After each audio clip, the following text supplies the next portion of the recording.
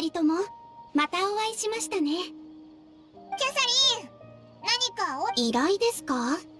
そうですね。本日の午後、教霊院で行われる学術報告。なんて？さらに、詩を読んだ後の皆さんの反応も写真機に収めてきてください。なんでそんな依頼があるんだよ。そうですか。どうやらこの依頼はお気に召さなかったようですね。でしたら、オルモス港にいるエルマイト旅団の団員を孤児院で働くように説得してきていただけませんか？なんだよそれ。ええ、傭兵たちの反応もきっと面白いものになるでしょう。ちょっと聞きたいんだけど、これってどんなやつからの依頼なんだ？依頼人ですか？実は単にあなた方がこういうことをするのを私が見たいだけです。もうバレちゃった。実際に依頼を引き受けてくれるのを期待してたのに。人間観察をする絶好の機会だわ。ナヒーダだったのか。オイラもキャサリンがそんな変な冗談を言うわけないって思ったぜ。ナヒーダ、いつの間にキャサリンの意識に入ってたんだ？星と深淵を目指せからかしら。それ初めっからってことじゃないか。それでお前もう十分休めたのか？ええ、前にあなたたちと別れてからずっと深い眠りについて長い夢を見ていたわ。やっぱり家臣探査の夢だったけど、今回のはいい夢だった。夢の中で私は花壇の中央に座っていて、スメールシティの人々が手をつなぎながら私を囲んでくるくる回っていた。みんな楽しそうだったわ。私は飾り付けられた巨大なフロート車の上で花の騎士ファーリスに高く抱え上げられて、子供たちにヤルダーキャンディーを投げてあげていた。ナヒーダ、もしかしたら本来の家臣探査はその夢と同じ感じだったのかもな。あら？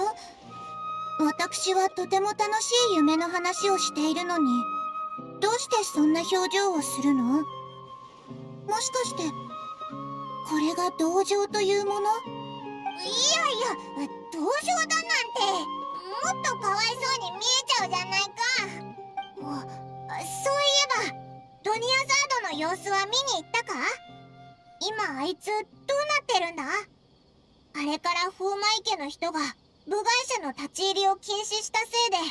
ええ、目覚めた後彼女のお見舞いに行ったわ。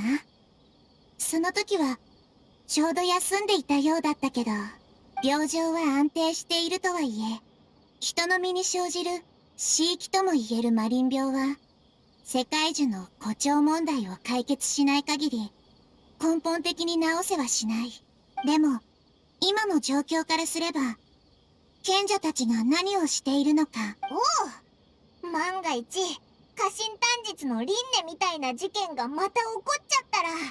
ええ、賢者たちを調査し計画を阻止することを一番に考えましょう。具体的にどうするかは場所を変えて話した方が良さそうね。ここは冒険者がたくさんいるからだな。冒険者たちのみんな、悪いけど看板娘のキャサリンはオイラたちがちょっと借りてくぜ。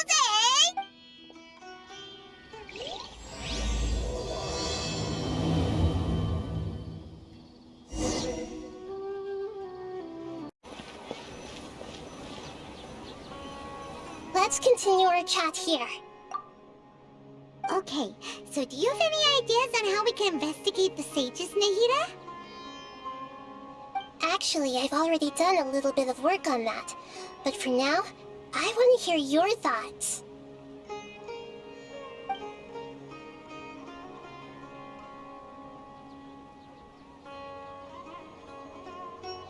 We're in the dark as of now.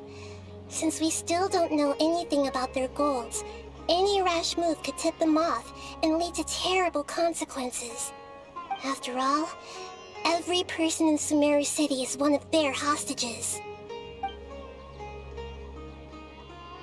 I've already tried that, but all the key members of the Academia, even the core 30 guards, intentionally avoid wearing their Akasha terminals. It seems that from the very beginning, they've been guarding against info leaks from the Akasha. Of course, it could also be because they're wary of me. Have you already caught the sage's attention? I'm guessing not yet, but distrusting me would make perfect sense if they've ever paid attention to the urban legends about me. In any case, I probably can't take over their minds directly. No way, that's too risky. You mean it'd be too easy to get caught? No, it's not that. We shouldn't involve innocent students in this. A single mistake could completely ruin their lives. Doing that would be ignoring the safety of my people for my own selfish goals. How is that any different from what the sages are doing? That's a good point. Spoken like the god of Sumeru.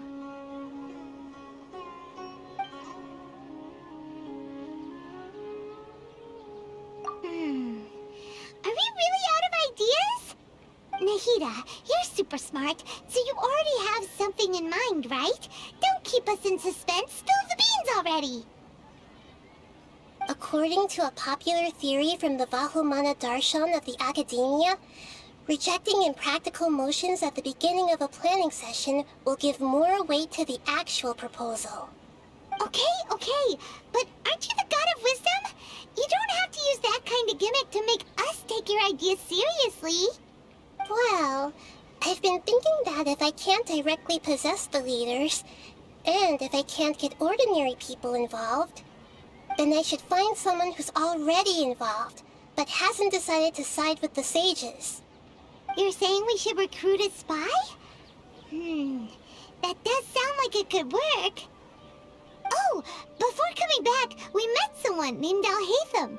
He seems like he acts alone, and he likes doing stuff behind the Academia's back. They probably aren't in cahoots. Actually, I already have someone in mind. Do you still remember that female scholar named Sataria? Sataria. Paimon remembers now. Isn't she the one who's always trailing behind the Grand Sage of the Academia? We ran into her basically every time the Sumeru festival repeated itself. You could even say we're old enemies by now. Paimon still remembers the smug and mean way she always spoke to Nilu.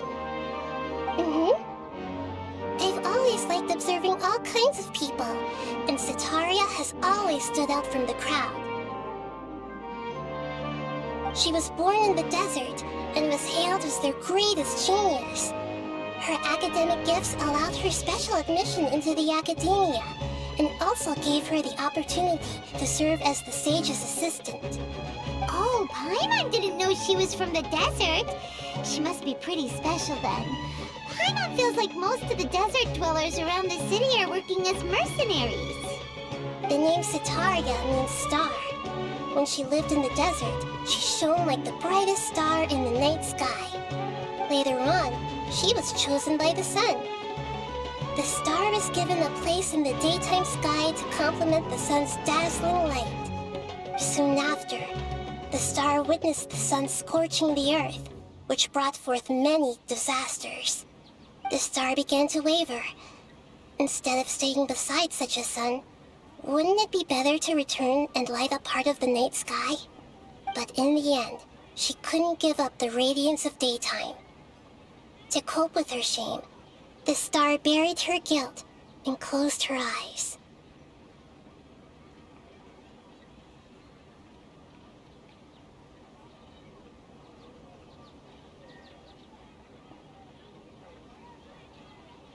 From the sound of it, Sataria's just hung up on the research opportunities here. But she doesn't really support the Academia.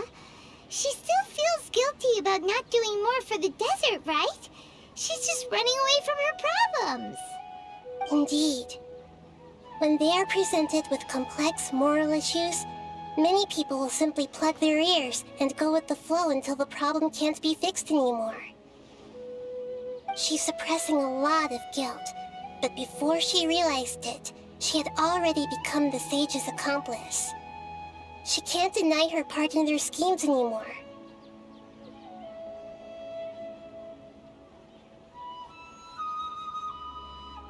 Right. We must somehow make her face her problems again. That way, not only can we get useful intel from her, but she can also use it as an opportunity to redeem herself. From my past observations, Setaria will take a day off from the academia every 10 days to do some shopping in the city. Tomorrow afternoon just happens to be a shopping day for her. That'll be our chance. To prepare, let's go check out some of her favorite spots, and have a quick chat with a few of the vendors there.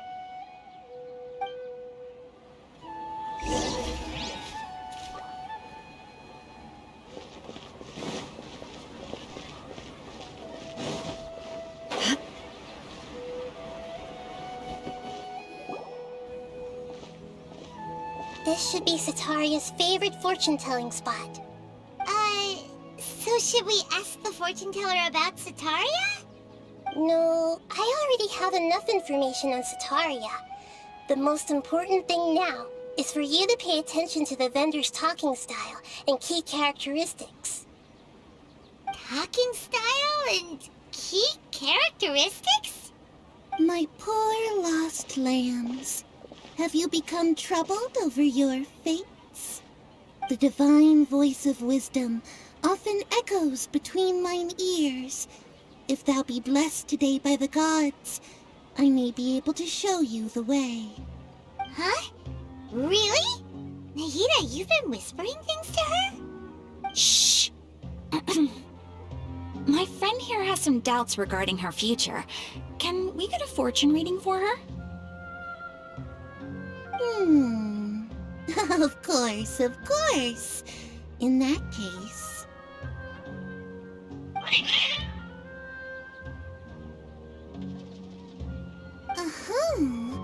It would seem that Harut and Marut are quite wary of you. Perhaps, at some time in the past, you have somehow offended the gods. Only mocking the god of Animo, questioning the lord of Geo's financial savviness, and brawling with the god of Electro. Do those count? Oh, nothing. Go on, pick an aspect for her to divine.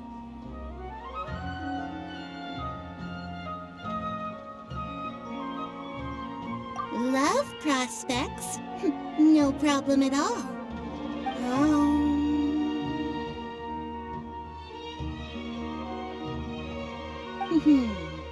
The gods have spoken. The truth shall be revealed. One who is fated to cross your path will appear on... Huh? So many people will fall for you. How could that be? Harut, Marut, did you two spoil my divination? I've never read a fortune so absurd.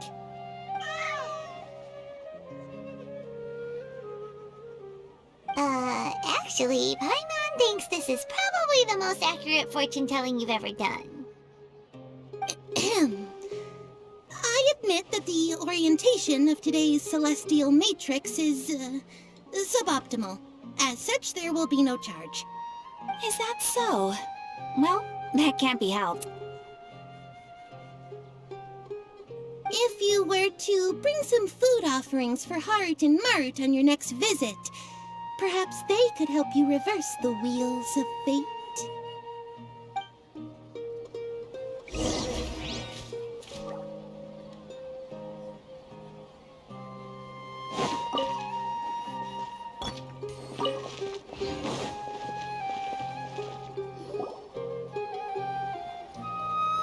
Is this another one of Setaria's favorite stalls? Yep. It belongs to a king. His father helped Sataria a lot when she first moved to Sumeru City, so she still comes by whenever she has time. When I start talking with him, listen carefully to the details of our conversation. Ah, dear customers! Would you like to look at some pottery? We caught wind of your great craftsmanship, so we specifically came to take a look. Oh, I recognize you. Aren't you Miss Catherine from the Adventurers Guild? Sounds like I'm in for some big business. Speaking of, where did you learn this trade? I suppose you could say it all started with my dad. He's a mason by trade, but I picked up an interest in clay while apprenticing for him. After that, I began making pottery by myself in secret, and I simply changed trades when my works turned out well. Although it's a pity that I'm no longer making much use of the knowledge provided to me by the Akasha. That's nice! You're making a living doing something you love! So is your father still working as a mason? Oh no, not anymore. A few years back, he fell from a roof and broke his leg. Since he had already saved enough mora over all these years, he's just enjoying the retired life in Port Ormos nowadays. I see. We wish him peace and happiness in his retirement. I'll have someone in charge of logistics at the guild come by another day for some goods. We'll leave you to it. Take care now. No problem. Rest easy, all our goods are sure to meet your every need.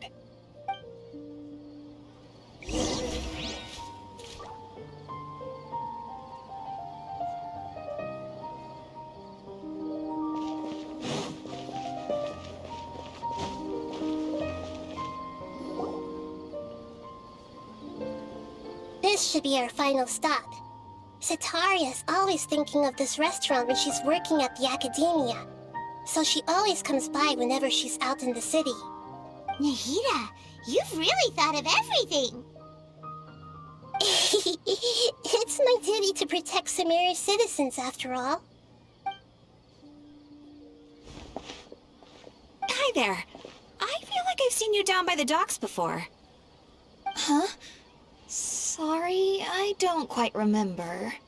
If I recall, you were having a discussion with someone about shipbuilding at the time.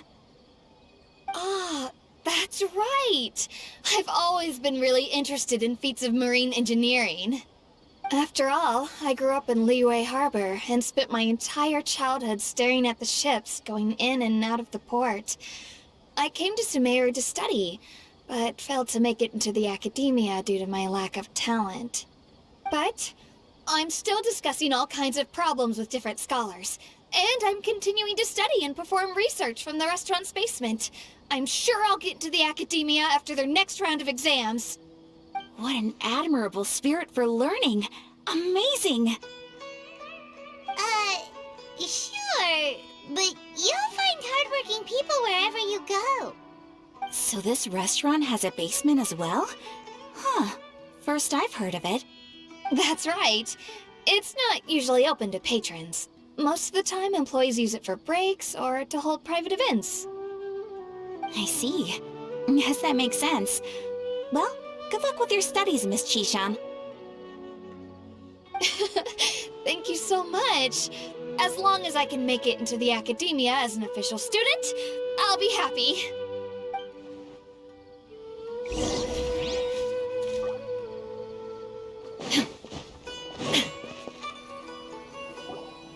So, was that everybody? Mm-hmm. 3 familiar faces should be enough for Sataria.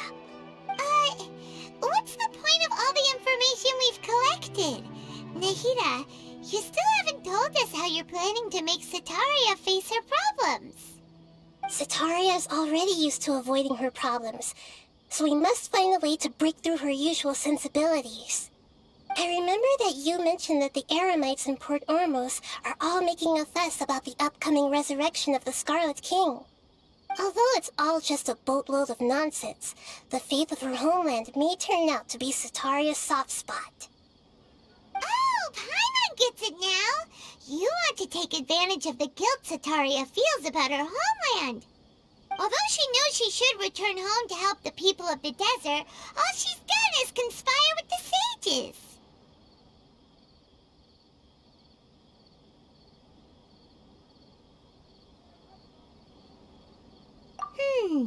So, how do we set that up? Well, the Scarlet King is long gone, and Cetaria is also too smart to fall for any simple tricks. If we simply engaged her under the guise of the Scarlet King's believers, she would definitely be weary of us, and we may not get anywhere. But if we were to borrow some of her close acquaintances to talk with her, her reaction would probably be very different. So, you mean you're going to possess those people we just talked to? Yep. Possess them through the Akasha. Imply that they've already converted to the faith of the Scarlet King, and then convey our made-up will of the Scarlet King. As long as everything goes smoothly, we'll get through to Cetaria for sure. She'll never guess that we had anything to do with it. So that's how you're going to use all the info we collected on these people. It's so that you won't slip up and break form. Possessing them will only work if you can manage to pass off as them. Exactly. So, best of luck with impersonating them. Huh? Best of luck? But we don't know how to possess anyone. That's no problem at all. I'll just share all their senses with you once I've possessed them. As long as you're also wearing an Akasha terminal, the effect will basically be as if you've possessed them yourself. Huh. That is pretty convenient. But why does she have to do this? Can't you do it yourself? Although I've been observing humans for a while, I've never been good at imitating them. You're not wrong. It's always been painfully obvious whenever you try to pass as Catherine.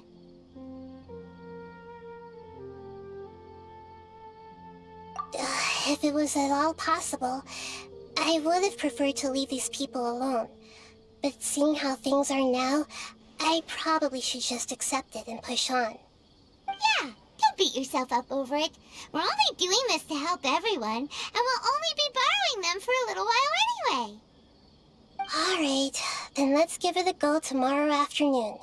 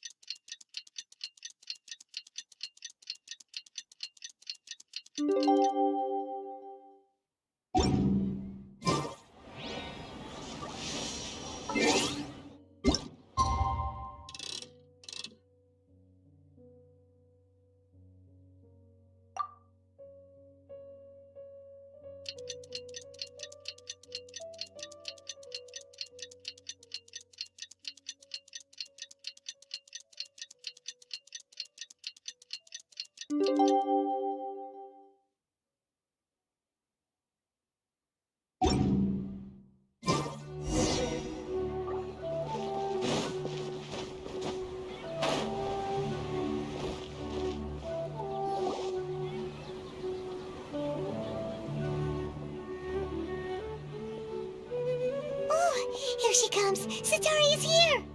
Let's quietly follow her. Once she starts talking to her acquaintances, we'll find a safe spot to begin possessing them. As for how we'll sway her to our side, I'll leave that to you. I trust you'll know what to say. Paimon's starting to feel kinda nervous. Okay, let's go. Looks like they've already started talking. Let's find a hiding spot and get started.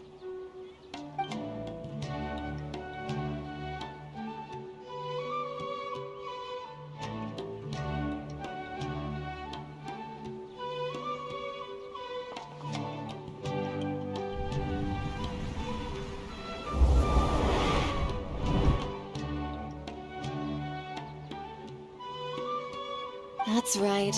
You really can't force anything when it comes to love. And besides, everyone around me has a very different background and outlook. Are you still listening to me, Nabia?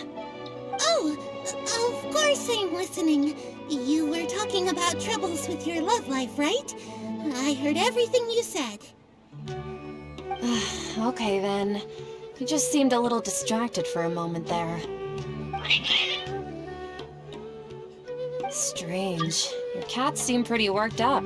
Is something wrong? I always thought they were quiet, happy kitties. Oh, what are their names again? Ah, that's right. They are just little darlings, aren't they? Harut and Marut. Ahem. So, which fortune do you want me to read for you today? You must have come for another echo of the divine voice of wisdom. I'd like to get another reading on my love prospects, but to be perfectly honest with you, I feel like I've been a real mess recently. A mess? Well, could you do a reading on how long it'll take me to finish my current project at work? I really just want to get it over with. I hear you. No problem at all. The gods will reveal the truth.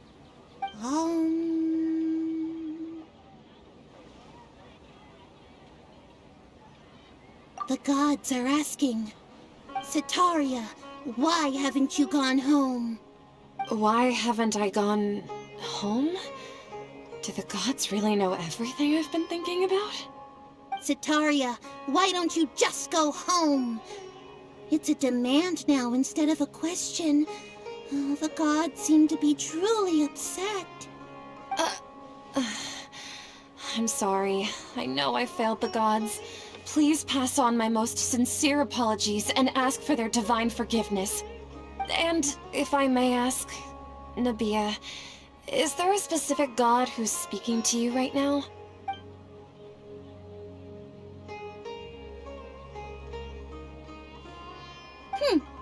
What an inconsiderate and naive question. The god who is speaking to me is, of course, the wisest and mightiest of all, the Scarlet King. The Scarlet King? No wonder he would make such a demand of me. Oh, wait a second. The Scarlet King passed away a long time ago. Even though news of the Scarlet King's resurrection has been spreading like wildfire, it's all just a misinformation campaign from the academia. How can the Scarlet King still exist in real life?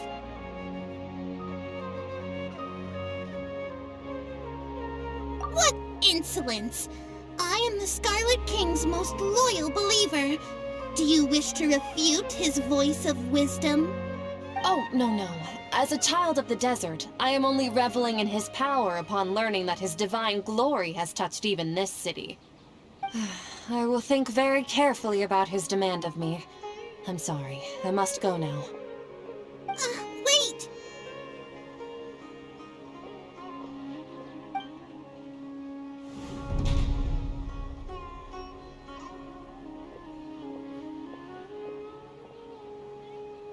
Ooh, she just ran off in a hurry. She looked pretty upset, too. Well done. Setaria didn't seem to suspect anything amiss. To have something she's been trying desperately to avoid show up out of nowhere and berate her, that must have shaken her to the core. Aw, Nahida, it seems like you understand human emotions really well after all. All I know are some abstract Harvita theories.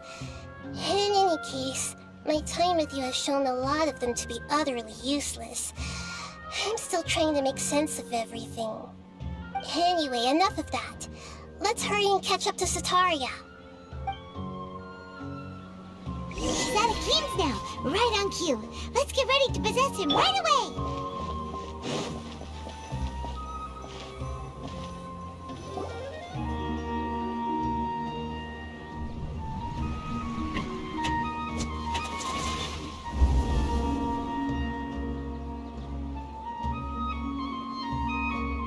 It's okay. I just got caught up in something. Oh, actually, didn't you ask me to help you look for work? What kind of work were you looking for again? Oh, right. Your old man's craft. How could I forget? Speaking of, how's he doing? Is he feeling any better?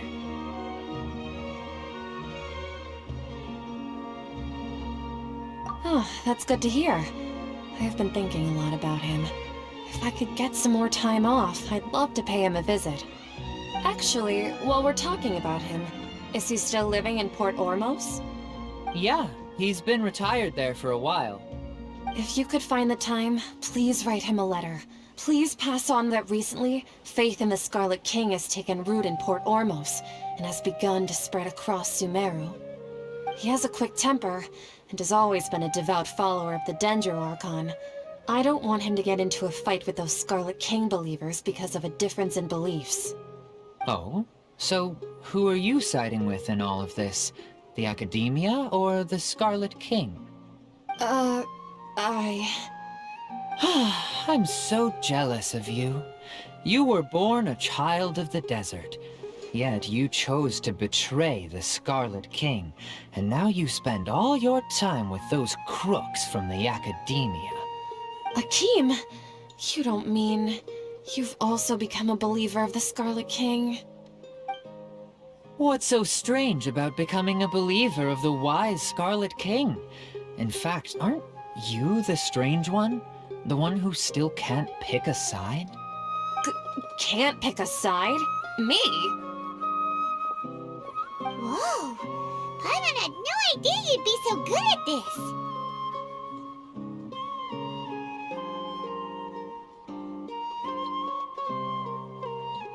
You really zeroed in on the issue and put it right in front of her. It might feel a bit overwhelming for Setaria. But once everything is over, I'll be sure to pay her a visit to her mind and explain everything. Anyway, let's keep going.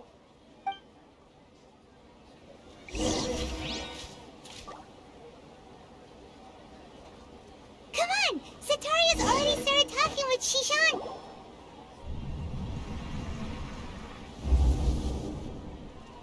So, Shishan, have you noticed anything weird in the city lately? Like, as if someone was trying to preach to you about something?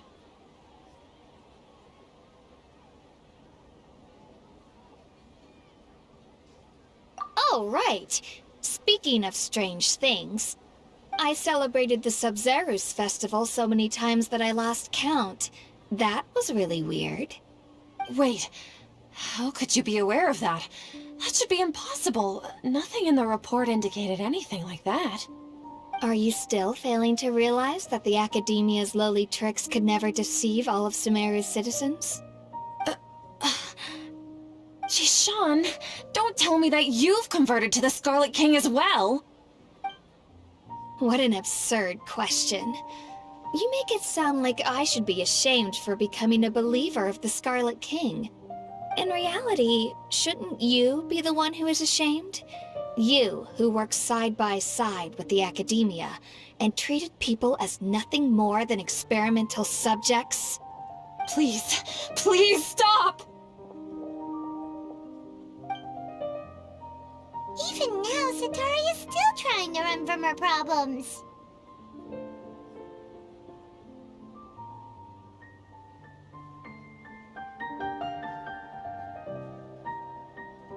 She can no longer justify everything to herself.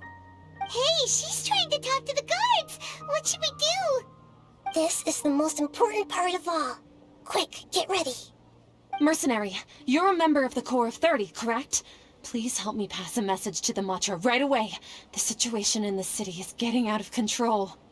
Please, try to remain calm, miss. Tell me what's happening in the city.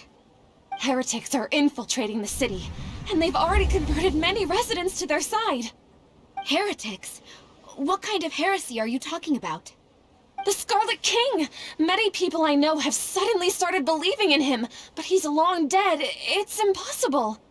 Miss Setaria, nothing is impossible. You know my name? The Scarlet King is immortal, and all who defy him will one day pay the price. You must face the truth, Setaria. You tread a treacherous path, and the longer you ignore it, the tighter the Academia's grasp on you will become, and the deeper you will be ensnared. Child of the Scarlet King, never forget that the desert that belongs to you lies elsewhere. What's so strange about becoming a believer of the wise Scarlet King? In fact, aren't you the strange one? The one who still can't pick a side? What an absurd question. You make it sound like I should be ashamed for becoming a believer of the Scarlet King. Setaria, why haven't you gone home?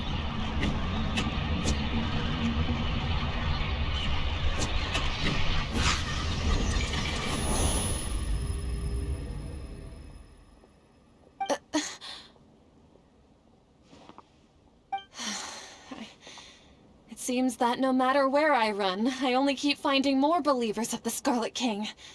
I have to say, this is a familiar feeling. I've also been running from my guilt this whole time. Guilt over my part in the Sage's plans, and from ignoring the letters from the children of my homeland. But no matter how much I may try to ignore or get rid of it, my guilt always comes back.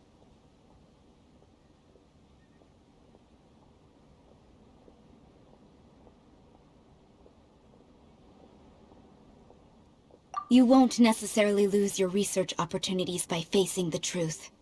Besides, did you really want to conduct your research while carrying such heavy feelings of guilt? How do you know me so well? Are you truly just a believer of the Scarlet King? Or are you the god himself? That's not important. The important thing is to pass judgment on the academia and its sages, and to correct their mistakes. If you could provide some assistance in this matter, perhaps it could serve as a form of atonement. I've actually never believed in the gods, but I've always believed in serendipity. Your appearance must be a fated opportunity for me to get out of this wretched situation. Please tell me, what can I do for you?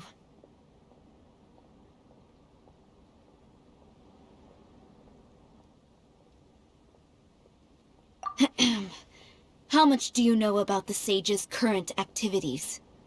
I was just one of the designers for the massed dream harvest scheme, which is what happened around the Sumeru's festival. But I know very little about the full scope of the overall project. I'd assume that only staff with the highest clearance would have access to those confidential documents. I've just been working to meet the Grand Sage's specified requirements. However, there's something that's been really bothering me. I heard that a scholar who was previously expelled has returned to the city, and even the sages are still quite wary of him. To fight against the academia, we will need to figure out the nature and the purpose of their work. Is there a way for us to get access to the confidential documents you mentioned? It should be possible if we're willing to take some risks. After all, I'm an assistant to the Grand Sage, and I've been working on many tasks outside of the project. One thing, though, I won't be able to transfer the documents to you through the Akasha once I get my hands on them. The sages have always closely monitored all activities within the Akasha. Let me see... let's use the most primitive method. Send someone to pick up the documents tomorrow evening at the Academia entrance. The Academia entrance. Wouldn't that be too conspicuous? Don't worry about that. I assure you, this won't be a trap. I'm only suggesting this location because it'll draw more scrutiny for me to leave the Academia again. It'll be safest for me to distract the guards long enough to hand you the documents. All right, I trust you. So, if I were to successfully complete this task, would it mean I've atoned for my wrongdoings? That'll depend on the judgment of the Dendro Archon. The Dendro Archon. That's right. Her people are the ones we have endangered. As the God of Wisdom, she's also the one responsible for judging and guiding the scholars. Maybe it's time for me to find a god to believe in. Just as Nahida predicted, we've managed to bring Setaria to our side! The Traveler's execution was ingenious. She's the one who deserves all the praise. Well, now that we've made plans to meet again tomorrow evening, all we can do is pray for Setaria's mission to go off without a hitch. Pray? But if we're going to pray to the gods, aren't we just praying to you? God of Wisdom and Guardian of the Scholars? No. The truth is the true Guardian of Scholars. I've always believed that. Anyway, let's meet again tomorrow evening at the Adventurers Guild.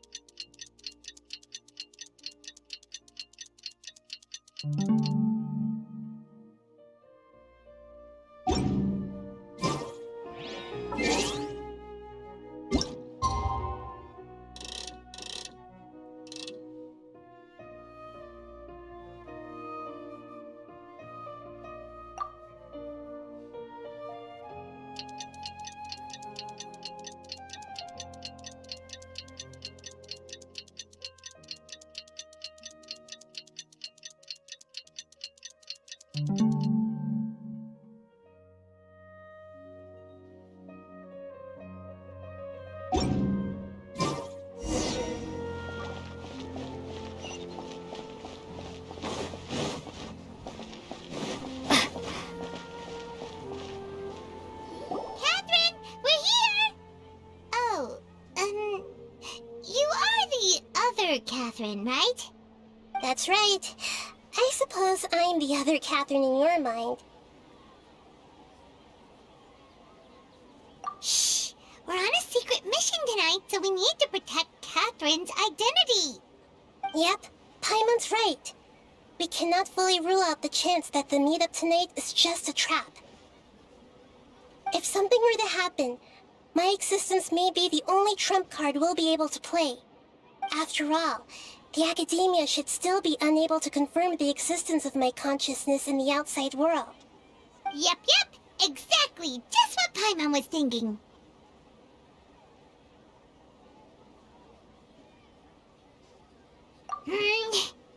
Anyway, enough about that. Let's just make sure to be on our guard.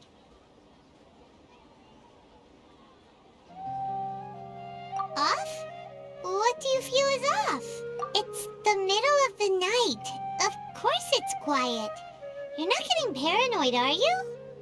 No, I think she's right. It really is a lot quieter than usual. If you look around, there seems to be fewer people on the streets.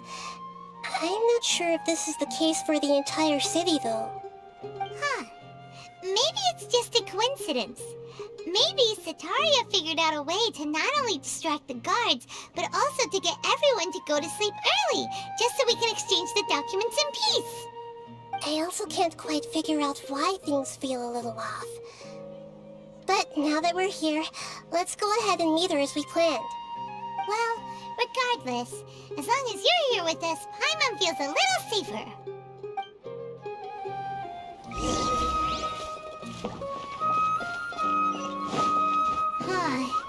There really aren't many people out right now. Let's hope it'll be this quiet in front of the Academia, and that Setaria managed to distract all the guards.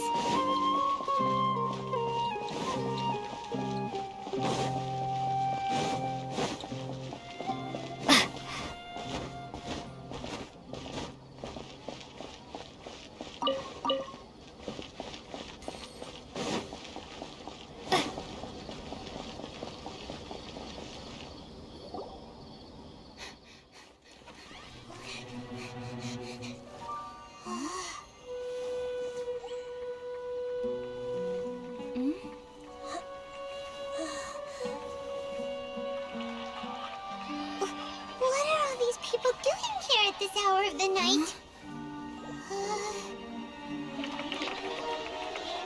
Ah, the triumphant hero returns at last. And to a rather spectacular welcome, even if I do say so myself. You're the outcast, expelled from the Academia. Indeed I am. Although these days they tend to call me the Doctor.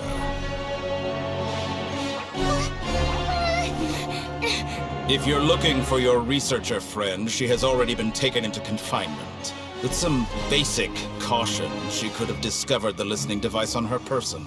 Clearly, she lacks the degree of rigor expected of a true scholar.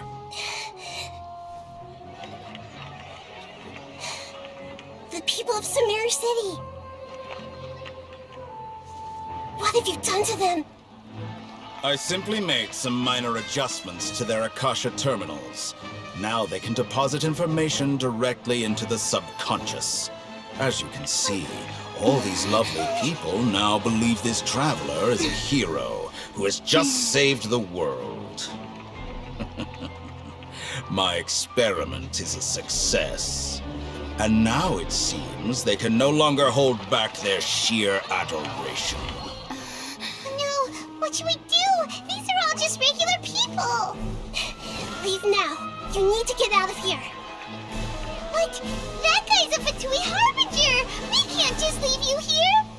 Nor can I abandon the people of Sumeru.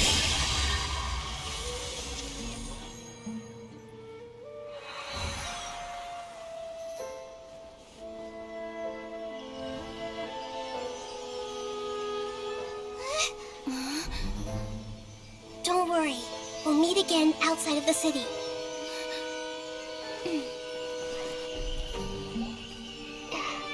I see. You appear to have overridden their mental faculties with your own consciousness. To possess such a powerful mind, you must be the god of wisdom.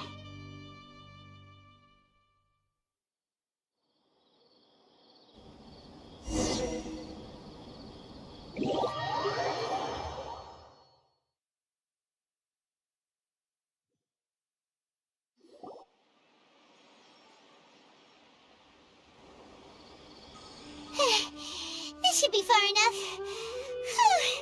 Paimon needs to catch her breath first.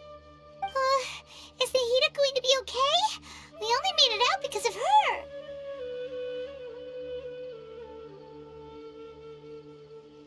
Paimon wasn't counting on running into a new Harbinger here, let alone such a high-ranking one. That guy was number 2. So scary. He called himself the Doctor. Remember, Tainari told us about him. Sataria did say that someone who once got expelled from the Academia came back recently.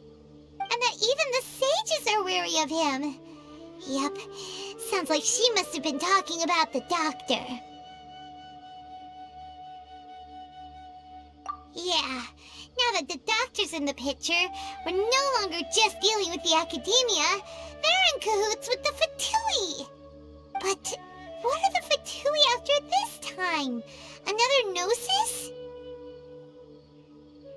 Yeah, things would be a lot easier with Nahida's help. Nahida said we'll meet again outside of the city. But we can't just keep waiting around, right?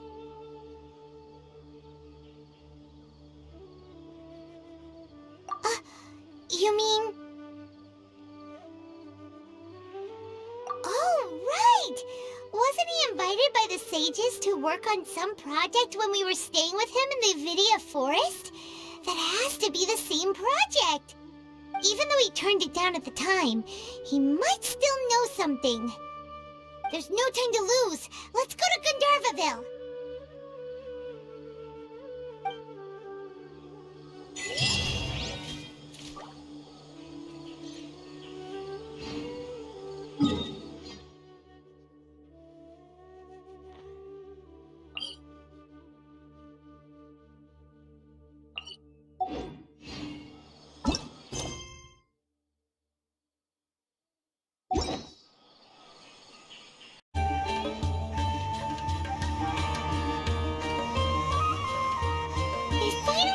To Caravan Reebok.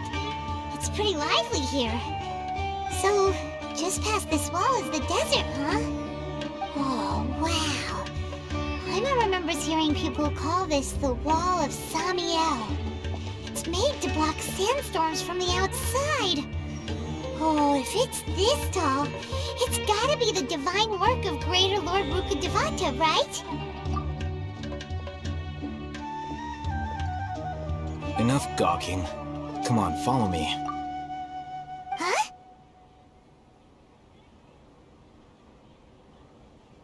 Over here. Oh, hey, then went that way! Let's Let's hurry up and follow him. Wonder what he's up to.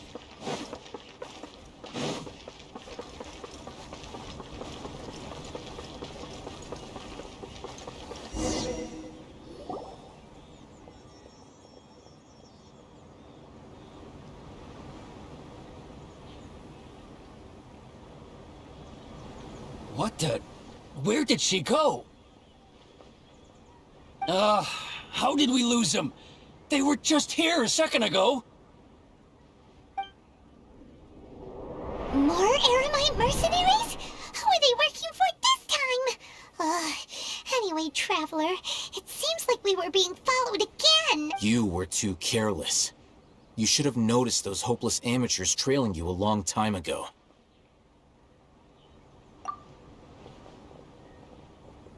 There's no need to thank me. I've never cared to keep track of personal favors. All I did was correct a mistake I happened to come across. It's a habit I developed at the Academia. You really gave Paimon a scare, Alhaitham. We never thought we'd run into you here.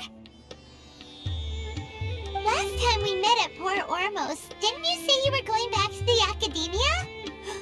Wait, don't tell Paimon that you're here to take us back on their orders. Oh, so you've already landed yourselves on the Academia's hit list. I can't say that I didn't expect it. However, had I wished to turn you over to the Academia, don't you think you'd already be the Eremites' honored guests by now? Oh, right. You do have a point. I have no interest in running errands for that project. As a scholar, I've always belonged to the camp that promotes researcher autonomy. And these days, you're more fascinating than anything the sages can offer. Not quite.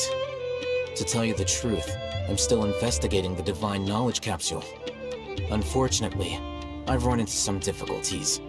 Everyone says the capsule originated in the desert and was eventually moved to Port Ormos. If I am to get to the bottom of this, I must understand how the capsule first came to be. Which brings me back to you, and why you're so interesting.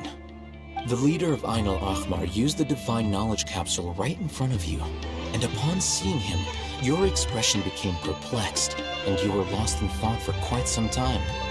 To have that kind of reaction, I think you must have realized something.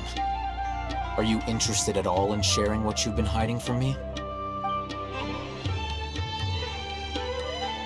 Alhaitham, you really have a ridiculous eye for detail. What kind of person even notices or remembers stuff like that? So that's your answer. Well, I do work for the Academia after all. So considering that, it is indeed wise to keep your cards close to your chest. But that does prove you do have some undisclosed information about the Divine Knowledge Capsule. Am I right? No matter. Rather than simply learning the answers from you, I'd still prefer to investigate on my own. Speaking of, you two are also headed to the desert? That's right. We have the same plan as you. But we don't really have any concrete goals at the moment. Then I'd suggest starting with Aru Village. It's the largest settlement in the desert, so it'll probably have more resources and intel than anywhere else. Well, would you like to head there together? It's always better to travel with someone you know. Let's go!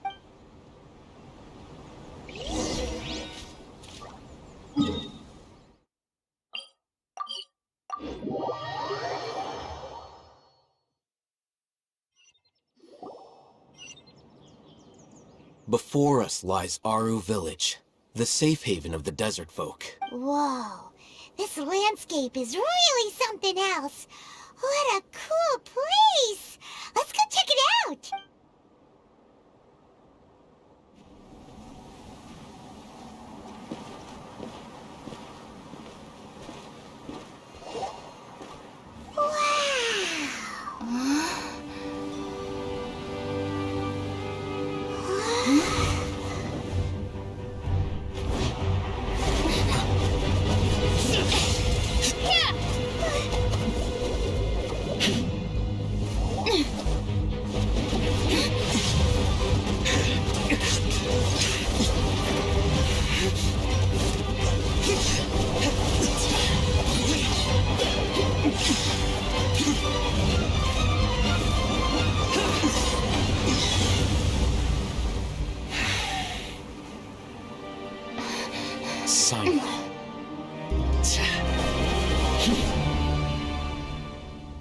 Unless my memory fails me, we have barely spoken 2 words to each other before now at the Academia.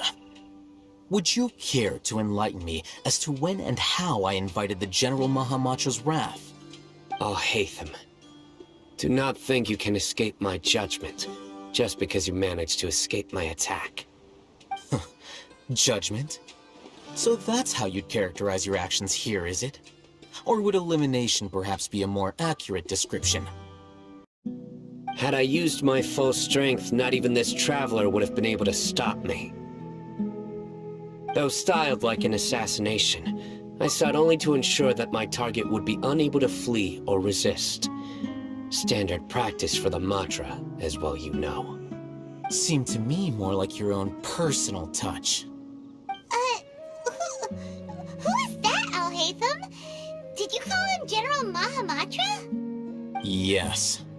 General Mahamatra Sino, head of all the Matra at the Academia. He's a formidable hunter, and the ultimate nightmare for any who have committed academic crimes. You seem to have placed a lot of trust in Alhaitham, to the point of blocking an attack for him. If I were you, I'd never choose to side with him. I wouldn't believe a single word that comes out of his mouth. I have been pursuing this scribe for a long time. I urge you, stand back and do not seek to defend him any longer. Otherwise, there will be consequences. Has Alhaitham done something wrong? Hyman doesn't think he's as bad as you've made him out to be. I won't waste my breath explaining things. Alhaitham, I saw it during our fight. Take it out. The divine knowledge capsule you're hiding on your person. Unless you want me to retrieve it for myself. Very perceptive of you. Nothing escapes a Matra's senses. Wait, the divine knowledge capsule? Didn't it fall into the Matra's hands in Port Ormos? No wonder you speak with such confidence, Sino. But I must admit, I'm very curious. What does this capsule mean to you? And why, as General Mahamatra of the Academia, are you all alone in the desert? As far as I'm aware, the other Matra have been speculating about your disappearance. Have you been given a mission that's, let's say, morally dubious? If I was the real target of your mission, what was stopping you from simply using your authority and resources to judge me within the walls of the Academia?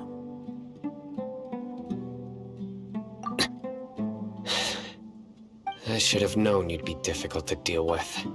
You two? Ugh! What you would do, Traveler? Paimon feels like we can't trust either of them! Ahem. Well, look at you two, acting all tough and self-righteous over there. Wait, Dia? Great! Finally, someone that we can trust! You gotta help us out here, otherwise these two are gonna start fighting again! Yeah, sure looks that way. 2 giants from the Academia duking it out once and for all. Not something you get to see every day, that's for sure.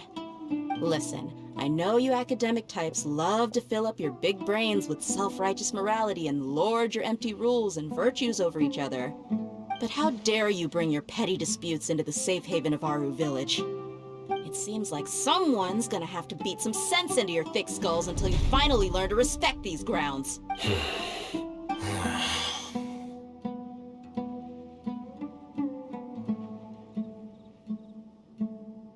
Hey, did either of you hear a word I just said? Whoa, what's going on? The wind's so strong! Is this a... Another sandstorm? What's up with these recently? Hey! All of you, over here, quickly! We have to take cover! Someone's calling for us!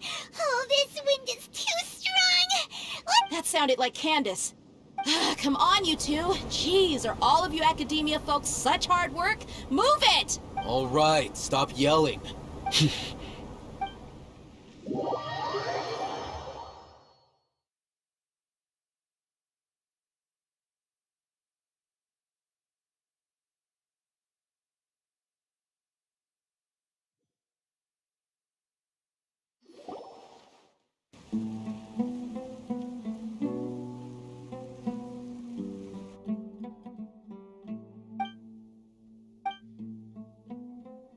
Well, this is pretty awkward. Hey, wanna play sardines with 3 people who wanna tear each other limb from limb? Sure, why not? Sounds fun. The air is so thick and heavy. Paimon can hardly keep floating anymore. My sincere apologies, everyone. This is the home of our village chief. I will have to ask you to make do with this small room until the sandstorm dies down. Please, let me introduce myself. I am Candace, protector of Aru Village. Our savior has come at last! Nice to meet you, Candace. The name's Paimon.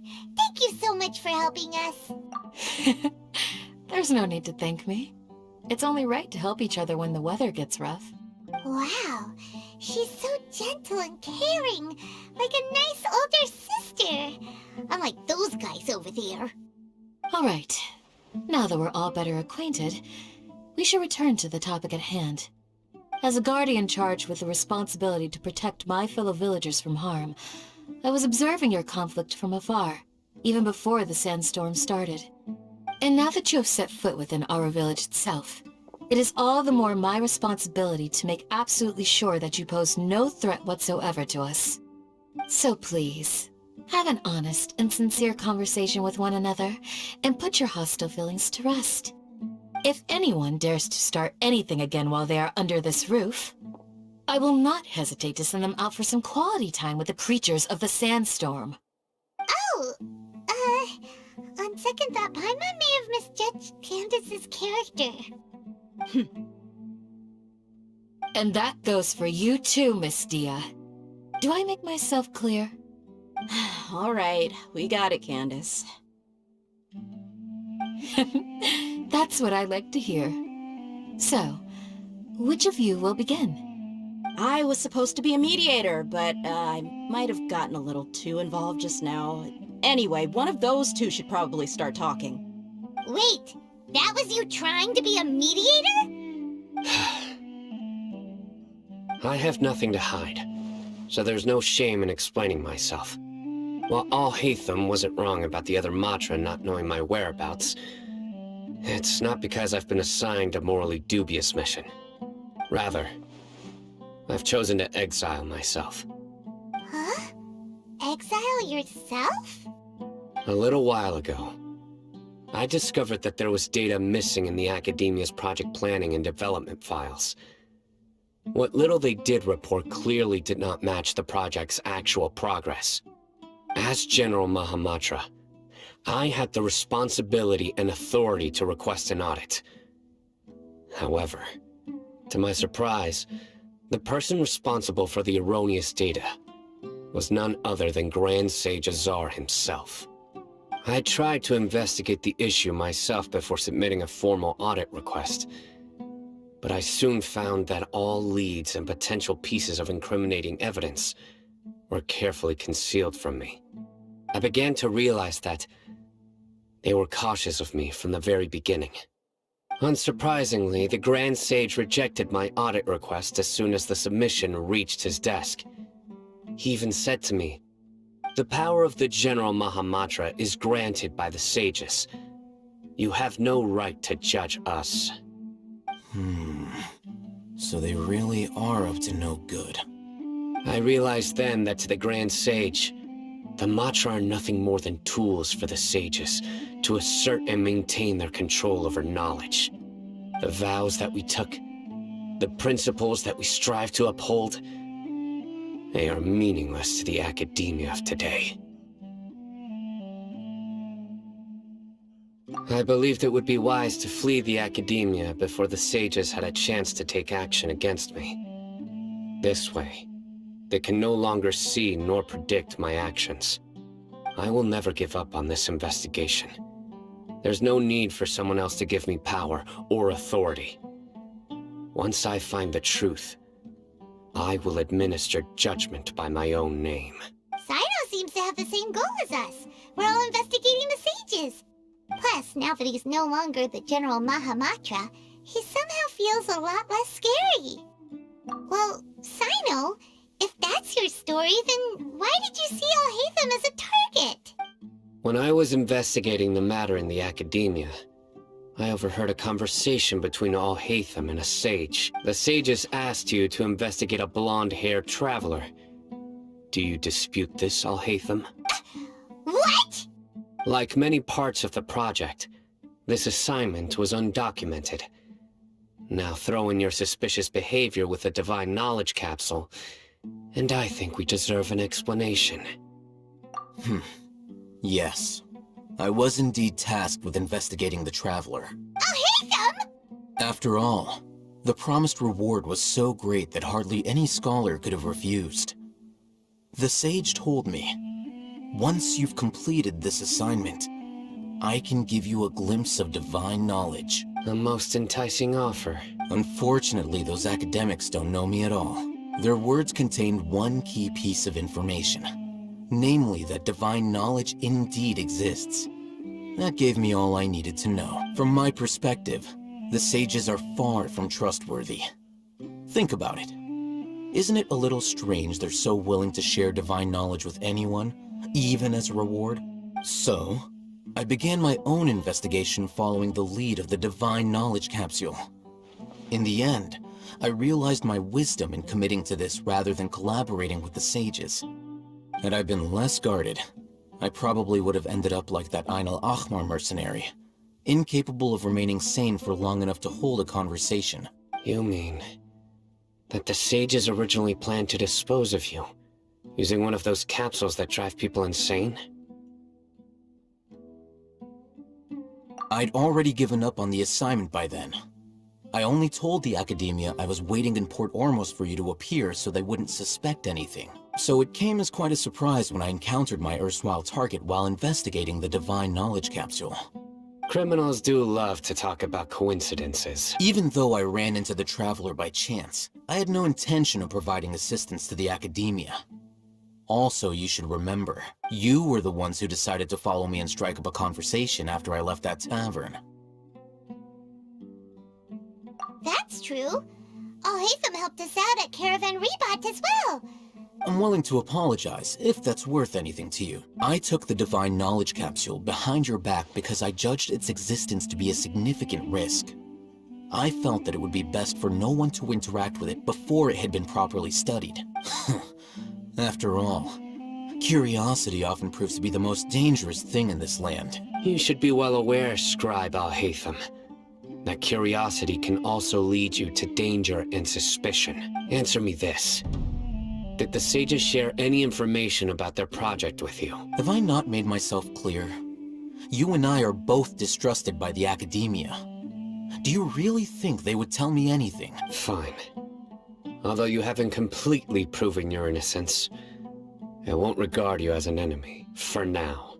As you wish. Good. I'm glad to see you two clearing up your misunderstandings. And now you, Dia. I believe it's your turn. Oh, sorry. Whatever the boys were talking about must have been so boring that I spaced out. My situation is pretty straightforward. My employer, Dunyarzad of the Homayani family, is friends with the Traveler and is currently recovering from her illness at home. I had nothing going on, so I decided to return to our village for a visit. I was actually looking forward to a pretty exciting time getting back together with everyone here. But then I saw these two random guys in the middle of a pointless argument. It ticked me off, and things went downhill from there. Is that all? Well, I will admit that's more like it. I missed... Whoa! What was that sound? No need to worry.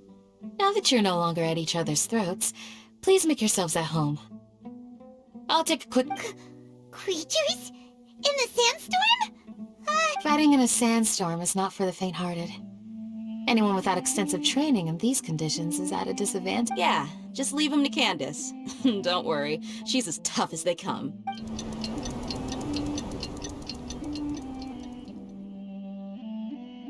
The winds died down. That means the sandstorm's over, right? Candace still isn't back yet, though. When you put it that way, even I'm starting to feel a little worried. All right, let's go.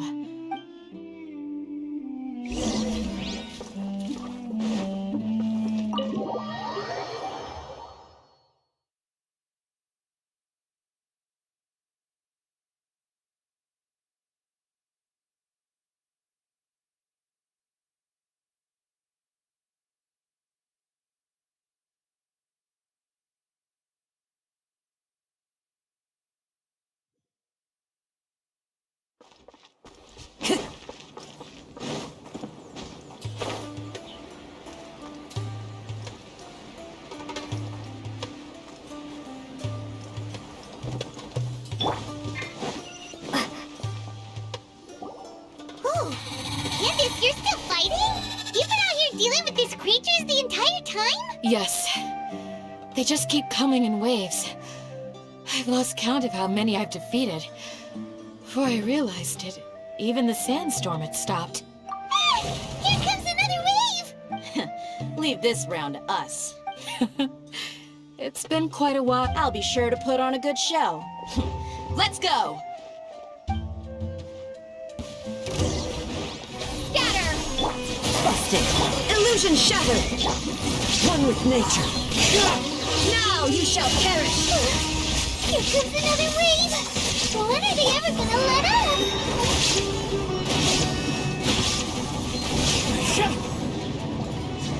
The creatures stopped appearing!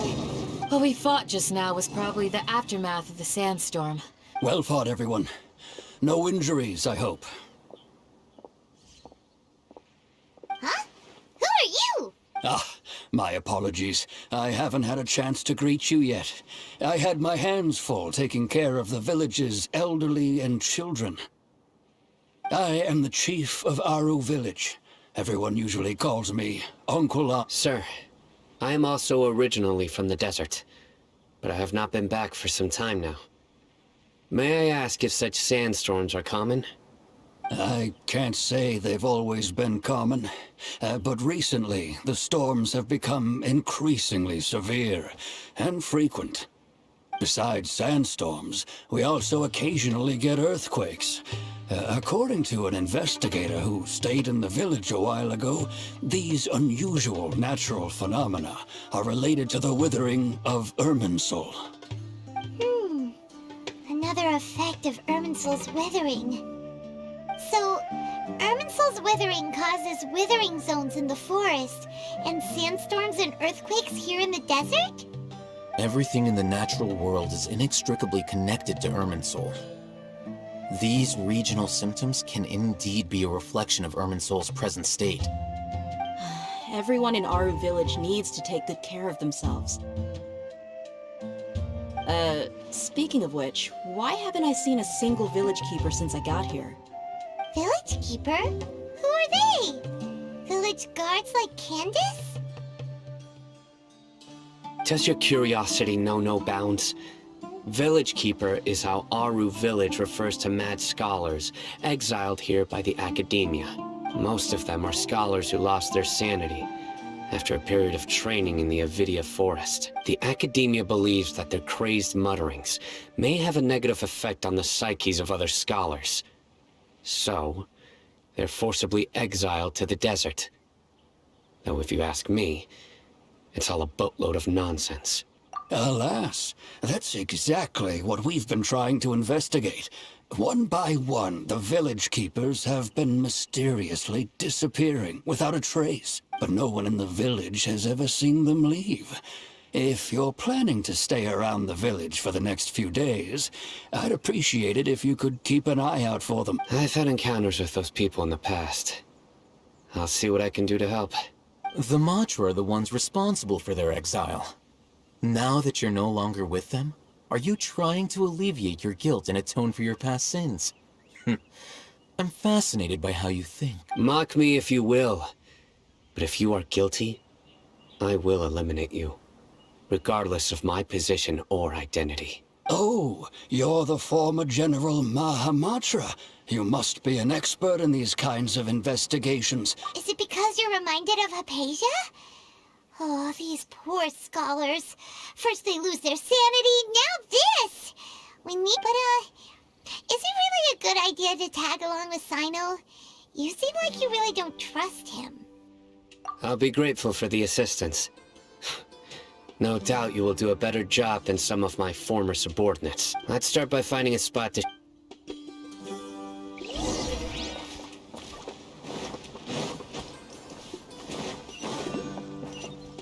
Time to go.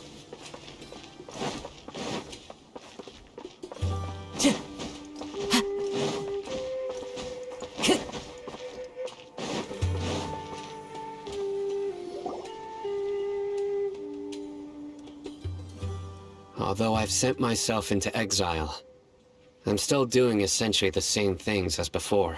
Do you still have any questions for me before we start our investigation? One of my former subordinates told me that this title has its origins in a strange incident. The Academia has long exiled mad scholars to Aru Village. A mysterious phenomenon exists here. When mad scholars first arrive, they are as incoherent and deranged as before. But after spending some time here, they invariably begin to calm down. Initially, the people of Aru Village greatly resented having to take in the mad scholars. But a strange incident one night changed that. Aru Village was struck by the strongest earthquake in living memory. Seeing buildings on the verge of collapse all around him, the then chief of the village was preparing to take everyone to safety. Suddenly, he noticed a mad scholar crouching in a corner, caressing the ground with his hands. A soft, green light radiated from him, like a divine glow against the backdrop of night. Despite the powerful tremors that ripped through the ground that night, all the houses remained upright, almost as if they had grown roots reaching deep into the ground. In the end, after that, the people of Aru Village treated the mad scholars with greater kindness. Soft green light? A mad scholar protecting Aru Village? Paimon thinks so too. Actually, Sino, do you know if any of the mad scholars continued to wear their Akasha terminals at Aru Village? In theory, they would continue wearing them so the Academia could still monitor their activities. With that said, the main Akasha system would no longer have any interaction with them. Oh, no wonder! Everything makes sense then! Add in the fact that they calmed down, it was probably Nahida who calmed them. If you are able to draw a conclusion from this one story alone, then it appears you possess much more information than I do. So, what do you make of the story? Really? Lesser Lord Kusanali. What? You don't believe us? Lesser Lord Kusanali was definitely using the Akasha to give her power to the mad scholars! No, it's not so much that I don't believe you. I'm just struck by your reasoning. Lesser Lord Kusanali, the current Dendro Archon, is she really active in Sumeru? The Academia has always placed far greater importance on the late Greater Lord Rukkhadevata. They've more or less ignored Lesser Lord. In addition, I've never heard any stories about Lesser Lord Kusanali and her deeds. To me, she might as well have been a god that... No way! Nahida definitely exists! She's a... How should Paimon put it? She's a good Archon who's kind and wise, even if she says weird stuff sometimes. I've spent many years interrogating criminals, so I can easily tell when someone is lying. Good! Then you should know that we're telling the truth! That look in your eyes. I've never seen that from a lot. How can this be? To think, our Archon has been amongst us this entire time. Alright, now it's our turn to put our skills to good use for this investigation. But easier said than done, especially since we don't have any leads. Maybe we... Excuse me, are you here to help me find my grandpa? Huh? Who are you? By the sounds of it, a resident of this village. My name is Isak. You'll help me find my grandpa, right? Is your grandpa a mad scholar? Hey, don't say that. Grandpa is just Grandpa. Why do you have to call him that? It's not like he's a bad person or anything. The person you're referring to is not a local, yet you are. Why do you call him Grandpa? Grandpa is just Grandpa. I heard everything you said to the village chief. Please, you gotta take me with you. I want to find my grandpa. Ah, so you're the one who was eavesdropping on us around the village chief's house. I was planning to go out and take care of whoever it was, but I had a vague feeling. Whoa. Hatham wasn't kidding about Matra having sharp senses. Sino, he's just a kid. All he wants is to... Sorry, I was only listening in because I wanted to know where Grandpa went. Honest, If you don't believe me, you can ask Miss Candace. All right. But first, let's confirm the facts with Candace.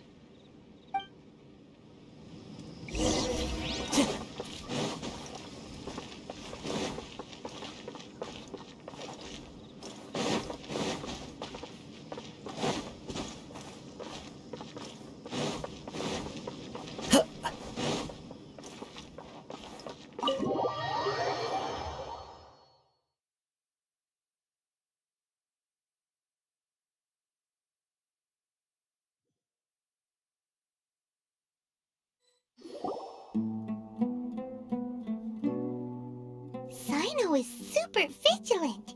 Is this what all the Matra are like? Ah, you're back already. We just wanted to confirm something with you. Do you know a boy by the name of Isak? I had a... Huh? You knew this would happen? Yes. Although he tried his best to stay hidden, I still noticed him eavesdropping outside the window. Isak's parents were both Eremite mercenaries who rarely returned to the village after finding employment in the city. Unfortunately, it was only a few years before his grandpa passed away. Isak was still very young at the time. Later, an elderly mad scholar arrived at the village. Isak thought the scholar bore a striking resemblance. However, the scholar was unkempt in appearance and incoherent in speech. Although Isak referred to the man as his grandpa, he was afraid and didn't dare to approach him. One summer night, the oft mumbling and bumbling grandpa suddenly calmed down and seemed to become more lucid. He even noticed Isak hiding in the distance. So Grandpa walked up to Isak and patted him on the head. He even took Isak to the entrance of the village, where he patiently taught the boy the names of the stars, and accompanied. The next morning, Isak woke up and wanted to go find his grandpa again, only to realize his grandpa no longer recognized him. It's said that those who saw the scholar claimed he no longer appeared to be crazy, but appeared to be living in his own world, almost as if Isak was thrilled that his grandpa was able to find peace, and would follow him all the time, asking him things like, "Grandpa, want me to take you somewhere fun?" Or, "Grandpa, could you tell me stories about the stars again?" All this somehow just makes Paimon feel really sad. It seems like they both deserve so much better. Perhaps. Nearly everyone who lives in the desert has some form of hardship or regret. But even so, we must still continue on with our lives. It's also my reason for fighting. I must continue to protect this land.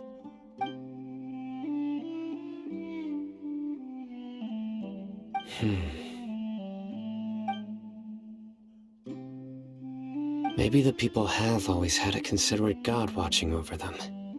Huh? What did you say, Sino? No, nothing. As long as Isak keeps his word and doesn't get in our way, we can take him along. Perhaps you are more compassionate than I gave you credit for. Please accept my thanks on Isak's behalf, Sino.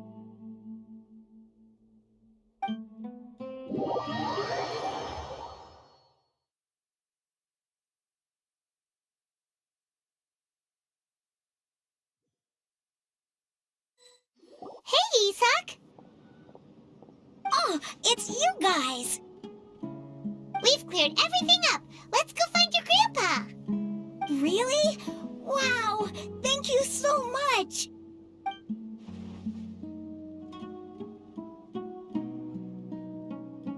Yeah! All right. Let's ask the local residents some questions first.